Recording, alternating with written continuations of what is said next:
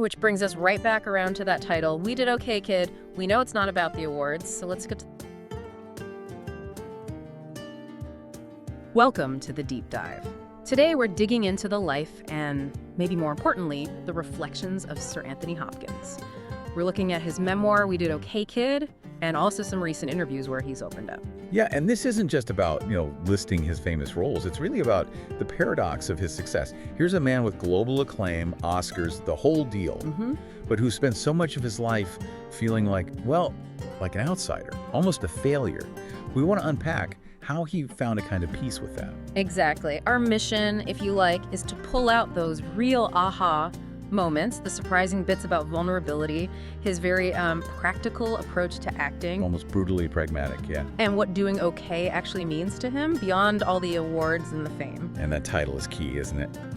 We Did Okay, Kid. It really is. It sounds so simple, like a quiet sigh of relief after decades.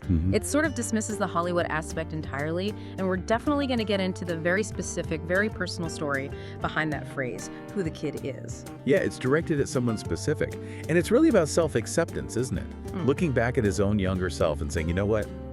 We made it through. We navigated the maze. Yeah. Okay, so let's start this journey where it all began. The roots. Because this is not your standard Hollywood backstory. Not at all.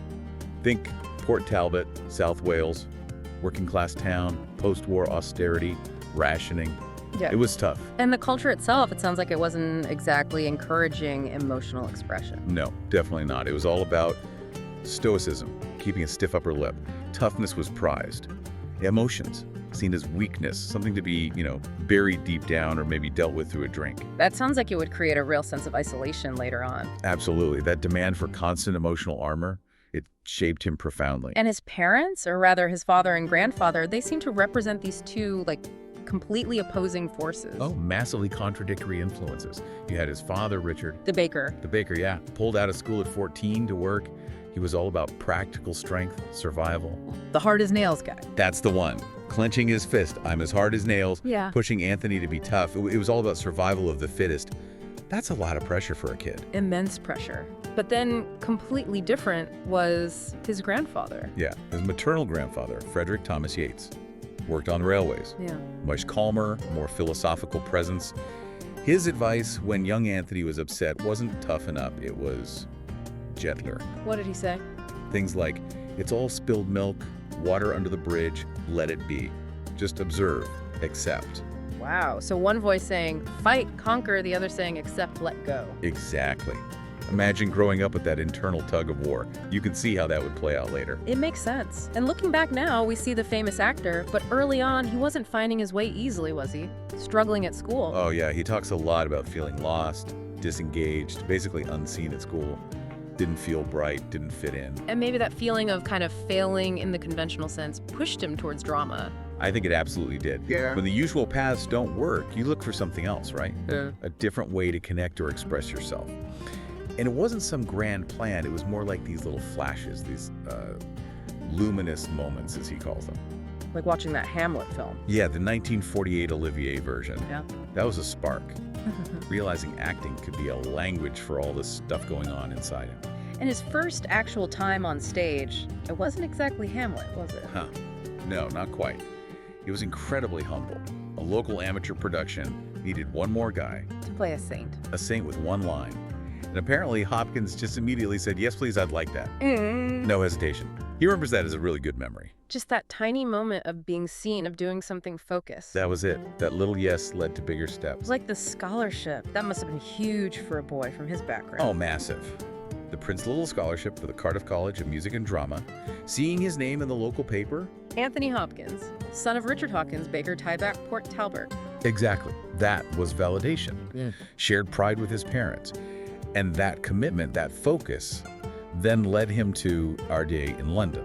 And eventually working under Laurence Olivier, which sounds terrifying, frankly. Often described as a baptism by fire, yeah. So how did that work? He's got this ingrained stoicism, this tendency to maybe hide emotion, and then he's in this high-pressure theater world demanding big emotional displays. How did he square that? Well, that's a great point. He definitely struggled with it. Olivier's world was about technique, projection, hitting the back wall, intense. For Hopkins, it seems the way through was to lean heavily into the professionalism of it all. Use the technique, the hard work, almost as a shield or a structure to manage the emotional demands of the performance itself. So sheer graft and dedication as a way to handle the vulnerability of acting. Pretty much.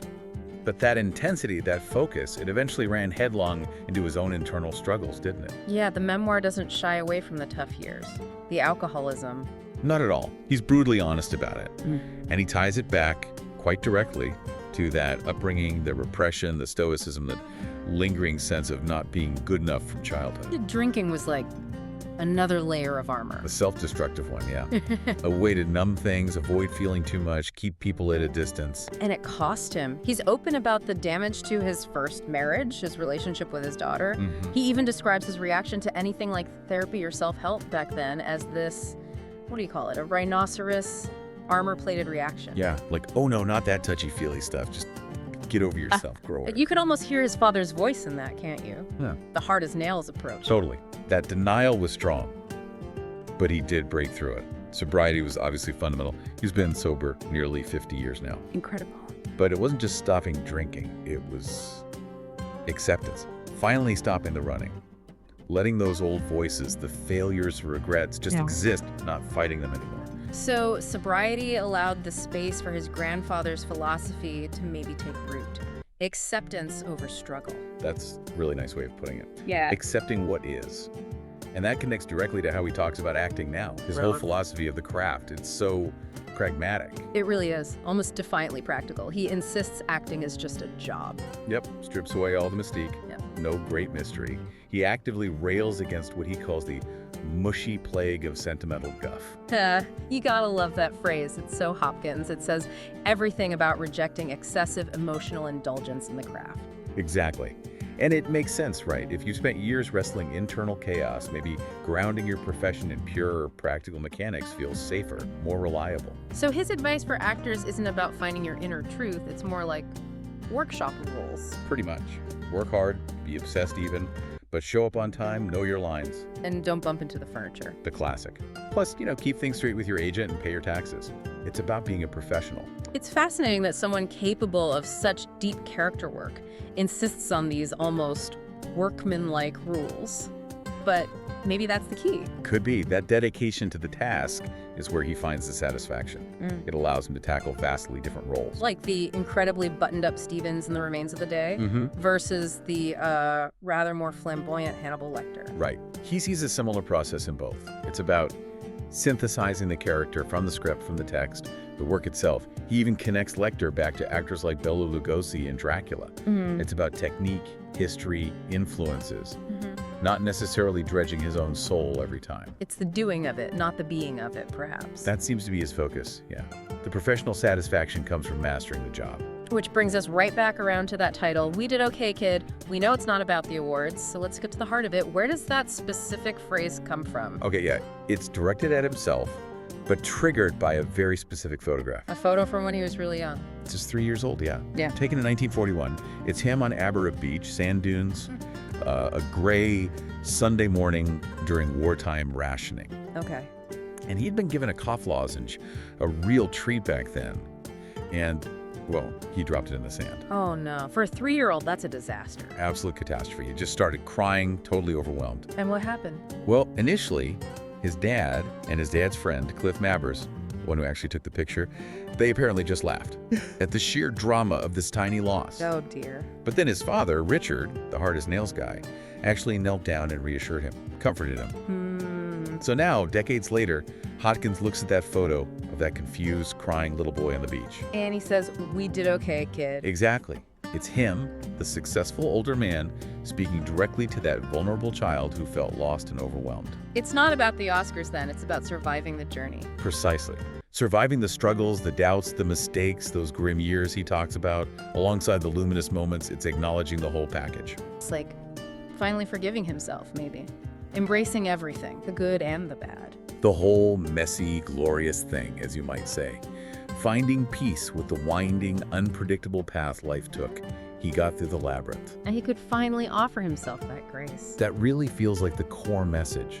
He said life is a rather chaotic and unpredictable affair. The book seems to be about learning to live with that chaos and maybe eventually finding some peace within it, accepting the shadows along with the light. It needed both his father's drive and his grandfather's grace in the end. Seems like it. The drive got him there. The grace let him finally appreciate the journey. Okay, so that leaves us, and you listening, with a final thought to chew on. Hopkins' story suggests that massive success often requires that intense obsession, that hard-as-nails refusal to quit.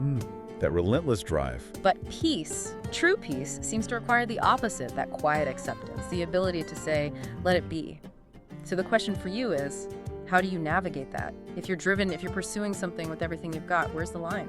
Yeah, how do you balance that necessary fire with the eventual need for grace? How do you know when to stop pushing, stop demanding more, and just acknowledge, looking back at your own younger self, perhaps, that actually, yeah, you did okay?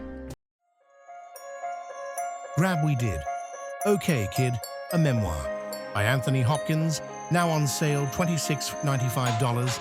Don't miss this chance and build good habits and achieve remarkable results. Buy now today.